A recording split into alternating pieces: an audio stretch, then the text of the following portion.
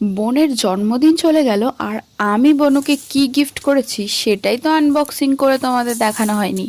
তবে চলো আজকে দেখিয়ে দেওয়া যাক কি গিফট দিয়েছি আমি ওকে। আমি বহুবার বললাম যে একটু সাজুগুজু করে দেন আনবক্সিং করি, কিন্তু ও বলল না তার দরকার নেই, শুধু তো একটু গিফটই দেখবো, তার জন্য অত সাজাগোজার দরকার নেই। কিন্তু ও গিফট দেখে জাস্ট অবাক হয়ে গেছে যে এখানে দুটো ফটো ফ্রেম রয়েছে, আর এই দুটোর মধ্যে ও একটা ভীষণ পছন্দ করেছিল আর একটা আমার ভীষণ পছন্দ হয়েছিল।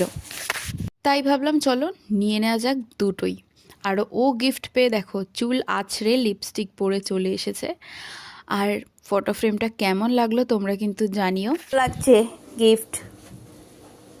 তুই কি জানতিস যে আমি দুটো এনেছি? না, আমি জানলাম শুধু এইটা এনেছিস। তাই তুই খুশি? কোনটা বেশি ভালো লাগছে? দুটোই।